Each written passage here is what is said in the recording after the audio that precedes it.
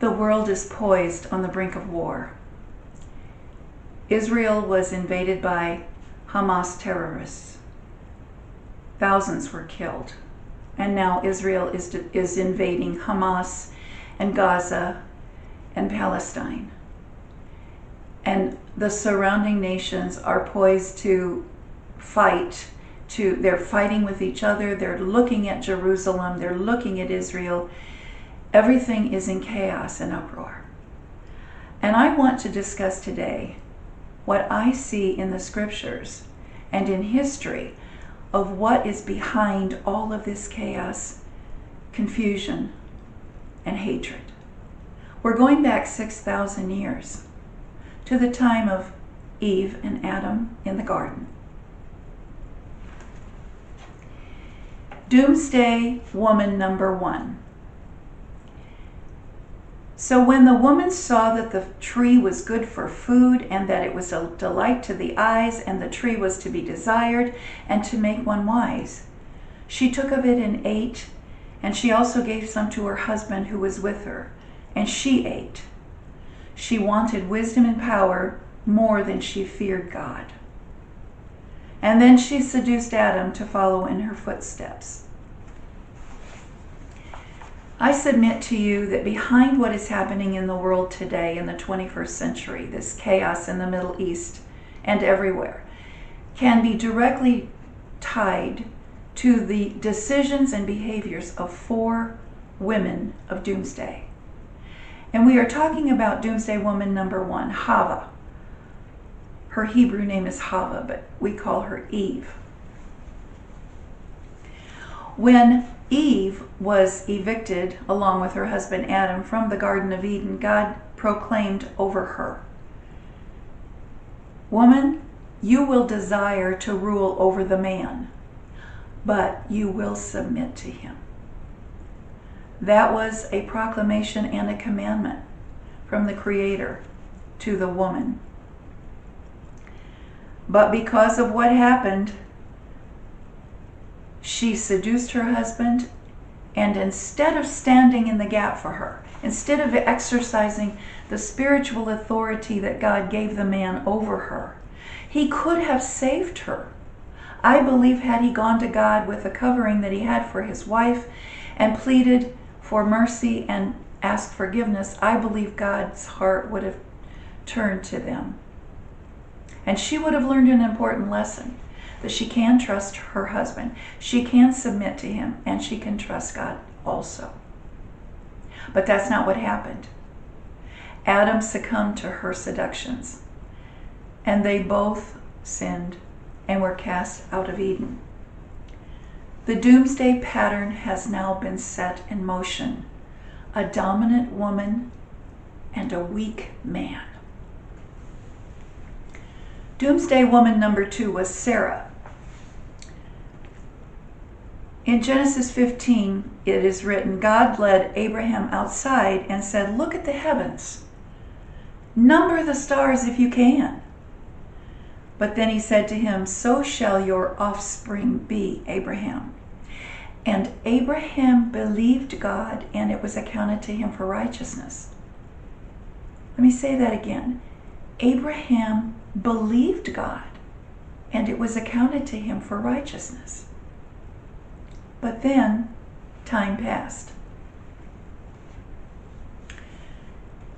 Sarah grew weary of waiting for the promise.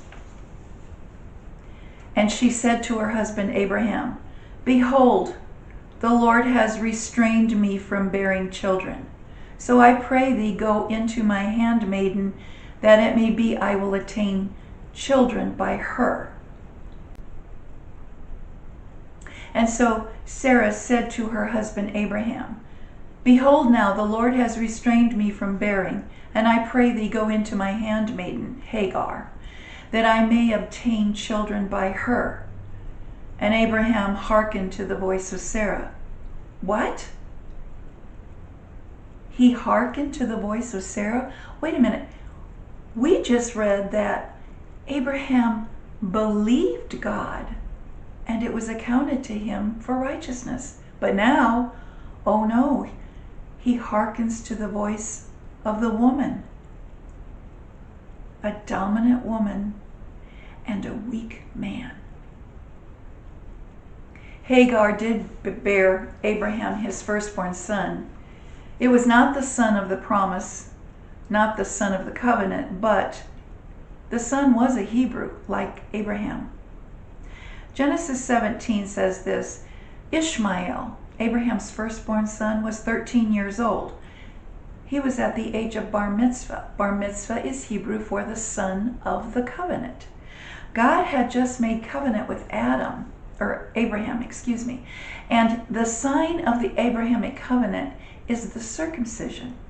And it says in verse 26 that very day Abraham and his son Ishmael were both circumcised into the covenant. So Ishmael, the firstborn son of Abraham, was a Hebrew. He was bar mitzvahed. He was a son of the covenant. He was circumcised. He was anointed. And there was a plan for him, but it was not the plan that God had desired. Sarah laughed initially when she heard she would bear a son in her old age. And later on she denied it to God. She denied laughing to her husband because she was ashamed. Because at age 90 she did bear him a son, Isaac. Isaac was the son of the promise. Abraham named his firstborn son Ishmael, which means God will hear. But he named his second son laughing, for that is what Isaac means in Hebrew. Maybe it's just a sign, but I wonder who chose that name, really. Sarah came to despise Hagar because Hagar lorded it over her that she had Abraham's firstborn son, and he loved Ishmael. And this brought great turmoil between the two women. And Ishmael and Isaac fought as well. There was jealousy there. Family chaos caused Abraham much grief. And finally, Sarah demanded that Hagar and Ishmael be banished from the family. There again, dominant woman, you will do this. Genesis 21:11 tells us that the matter was grievous to Abraham because he loved his son Ishmael. The word grievous here in Hebrew is ra'ah, and it means to be completely broken, physically, mentally, and socially. Abraham did not want to lose his son Ishmael, but eventually God told him to appease Sarah, to appease her, because God knew what kind of a woman Sarah was. Sarah finally demanded what she got, and they were banished. Abraham sent them away. But God did promise that Abraham that he would bless Ishmael. Abraham, like Adam, brought this mess on himself because he was weak and he did not trust God. In the wilderness, God promised Hagar that her son Ishmael would be the father of 12 princes, and he would make Ishmael a great nation too. But who is that nation? Ishmael's 12 princes became the Arab countries and the Assyrian Empire. Today, these countries include Iraq, Iran, Kuwait, Syria, Lebanon, and Turkey. We have no way of knowing what they would look like today had there been no Ishmael, but what we do know, Ishmael existed because of Sarah. She was a doomsday woman. She did not trust God and she did not obey her husband. She did not respect her husband. She insisted on having a surrogate. And because of that, we have nations in the Middle East that are at war with the sons of Isaac.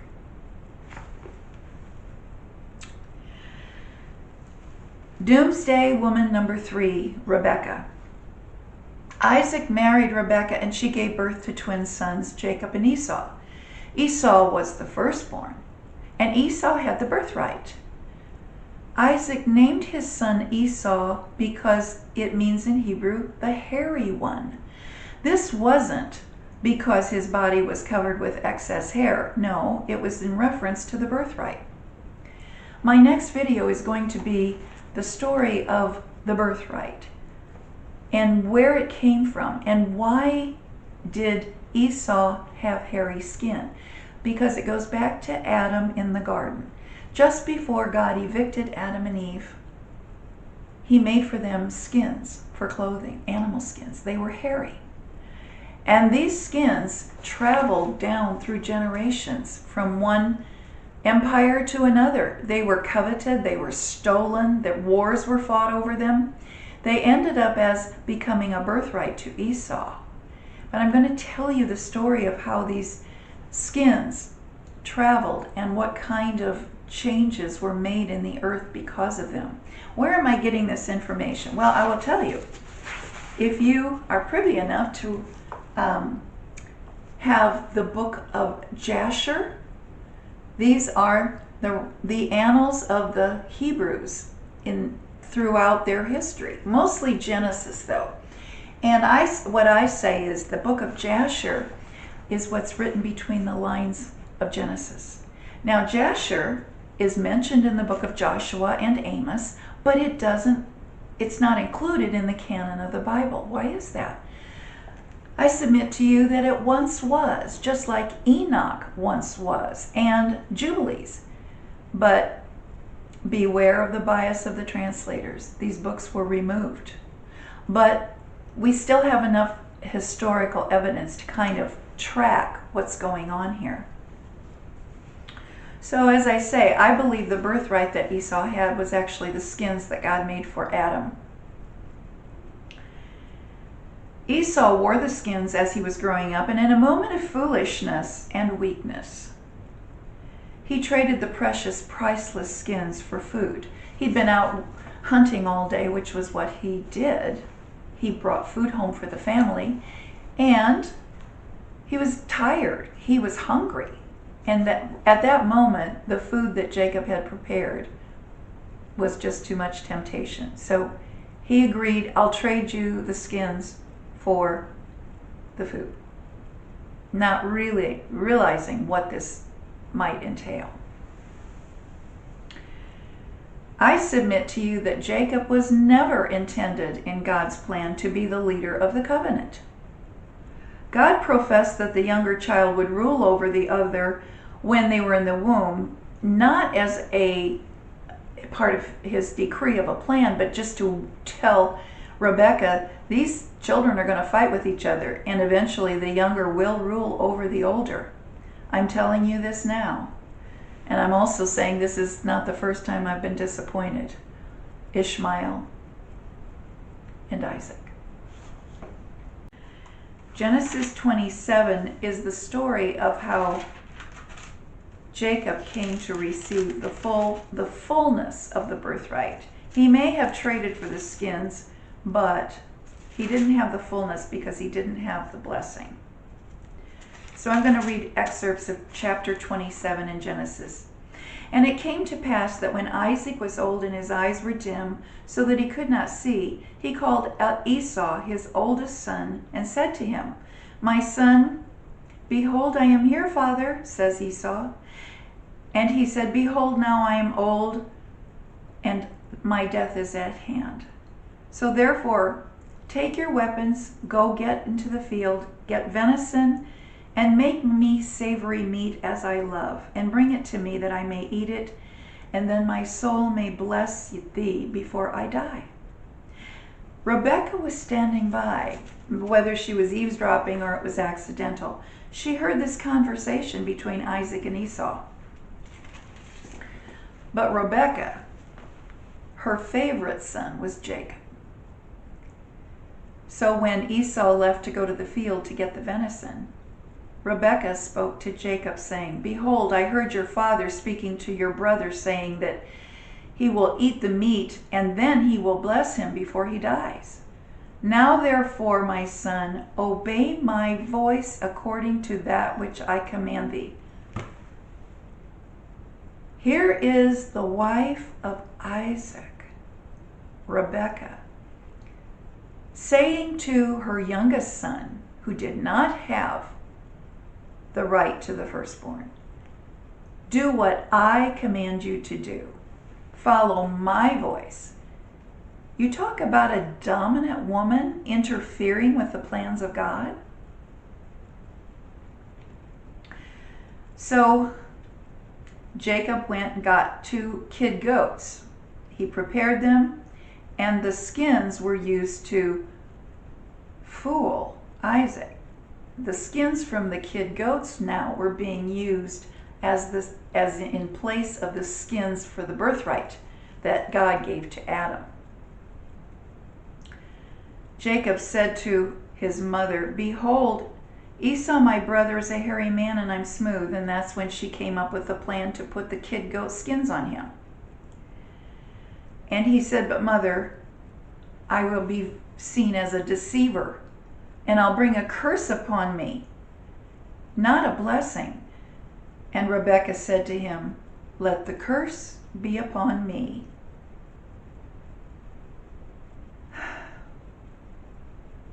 So the plan was set in motion. Rebekah went and got raiment, it says, got clothing of Esau, her oldest son, and brought it to Jacob.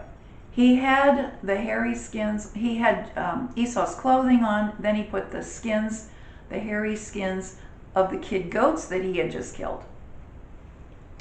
And he went in to see his father. And he said, Father, I am here. And Jacob said, I'm Esau, Father, your firstborn. I have done according to what you wanted. Now eat the venison and let thy soul bless me. And Isaac said, how is it that you found it so fast, my son? And Isaac said to Jacob, come near. I pray thee that I may feel thee, my son, whether thou art really my son Esau or not. And Jacob went near, and Isaac his father felt him. He said, the voice is Jacob's, but your hands and your skin are Esau. And he discerned they were hairy, as his brothers were. And so he blessed him. And he said, are you really my son Esau? And Jacob said, yes, I am. He's a liar. And his father blessed him and kissed him. And he came near and he smelled his clothes and he knew that, well, he believed it was his son Esau. And he said, as God that gives thee the dew of heaven and the fatness of the earth and the corn and the wine, let the people serve you, and nations will bow down to you, and you will be Lord over all the brethren. And let thy mother's sons bow down to thee, and cursed be anyone who curses you, and blessed be anyone who blesses you. And it was done. And then it came to pass, as soon as Isaac had ended the blessing, Jacob went out from the presence of his father, and Esau came in. And he said, Father, I'm here. And Isaac said, What? Who? I am here, Father, your firstborn Esau. And Isaac trembled very exceedingly and said, what has happened here? I have blessed you already. And when Esau heard the words of his father, he cried with a great and exceeding bitter cry and said, Father, bless me, even me. And he said, thy brother came with deception and has taken away your blessing. This all came about because, not merely because Jacob was a deceiver and a supplanter and a liar, but because of Rebekah. She orchestrated the whole thing. She designed the plan in her head, and then she carried it out, and she said to her son, who had a conscience, he said, "But mother, I'll be deceiving them. I will bring a curse on myself." And she said, "Let the curse be on me." And so it was. And you had a dominant woman, a feeble man, and a deceiving son who has stolen the birthright of the covenant. Now, what would have happened had Esau received the birthright as he should have?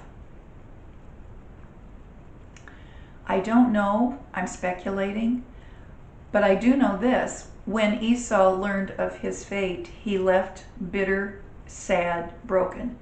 He married an Egyptian woman and had many children. Now, from his generations came the country of Jordan and Palestine, what's now called Palestine.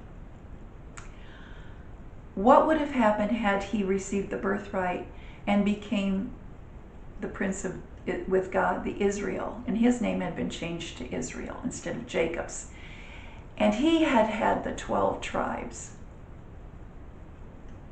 Would they be at odds with each other today? There wouldn't be any outside countries that would be warring with relatives. But we had another situation. We had Ishmael and Isaac. Now we have Jacob and Esau at the hands of dominant, deceitful women. Doomsday Woman number 4, Rachel. Jacob started out on his own with the stolen birthright and the blessing and the anointed skins, and he fell in love with Rachel. But Rachel's father, Laban, wanted the older sister Leah to marry first. So here we have karma, or the law of sowing and reaping, as Yahushua, our Messiah, called it. What you sow, you will reap. So Jacob deceived his father into getting the blessing and the birthright. And now Jacob is about to be deceived by Laban.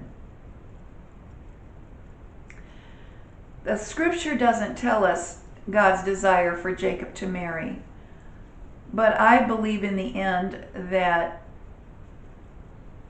God did not intend for him to marry 2 women. This was all done in the flesh. Jacob, whose name was changed to Israel, fathered 10 sons by Leah and 2 sons by Rachel.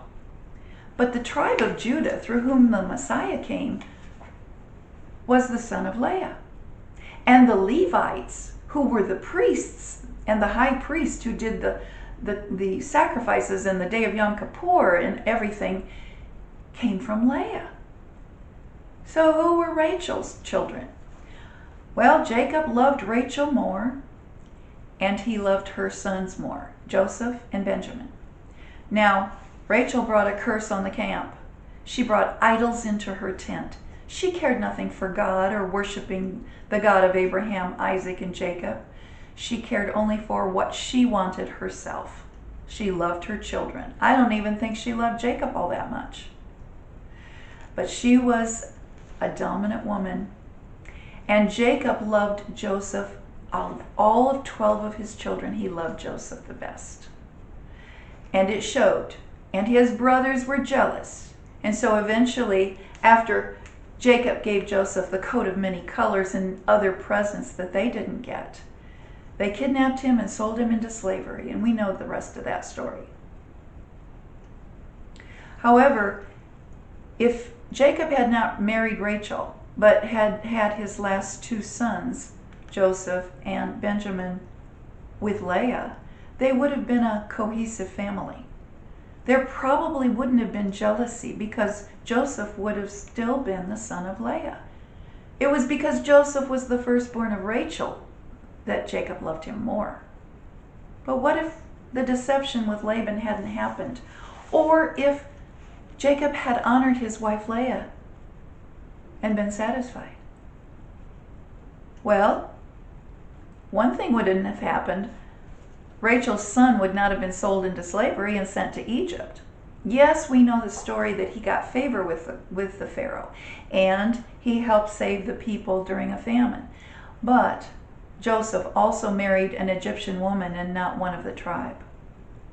And he had 2 sons, Ephraim and Manasseh. And when Jacob realized after 20 years that his favorite son Joseph was still alive, he went to Egypt. And upon seeing him, he saw the grandchildren, Ephraim and Manasseh. And Jacob did a switcheroo one more time, just like he did with his brother Esau. He put his right hand on Manasseh, the younger, to bless him.